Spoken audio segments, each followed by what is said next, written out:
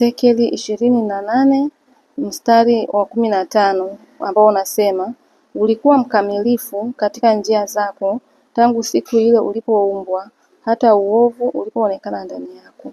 Sasa niliposoma hili andiko nikatafakari, nikasema yani hapa Mungu wakati anauona uovu ndani ya shetani, kule shetani mwenyewe alikuwa hajijui kama yeye ana uovu.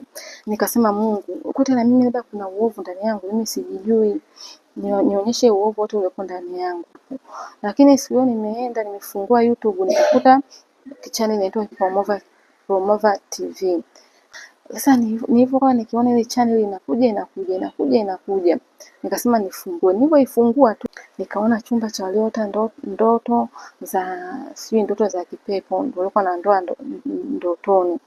Nikasema ngoja nifungue. Nilipofungua kwa kweli hiyo siku nilipata yani kama mshtuko, kwa sababu ushuhuda niliosikia hapo, mtumishi wa Mungu ambaye alionyeshwa maono alipata neema ya kuonyeshwa katika ulimwengu wa roho, akaonyeshwa kuzimu, watu wanaenda kuzimu kwa sababu gani, akaonyeshwa na watu wanakwama kuingia paradiso watakatifu na sababu zinazowakwamisha.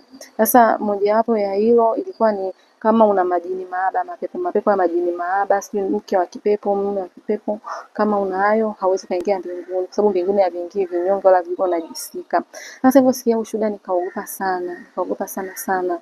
Yaani nikaamini hapo kwa sababu ulikuwa umetokana na maombi. Nilimwambia Mungu nionyeshe uovu ulioko ndani yangu, nionyeshe vitu ambavyo vitanizuilia mbinguni.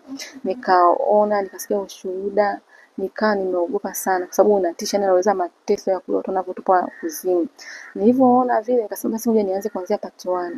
Nikaanza part 1 mpaka part 30.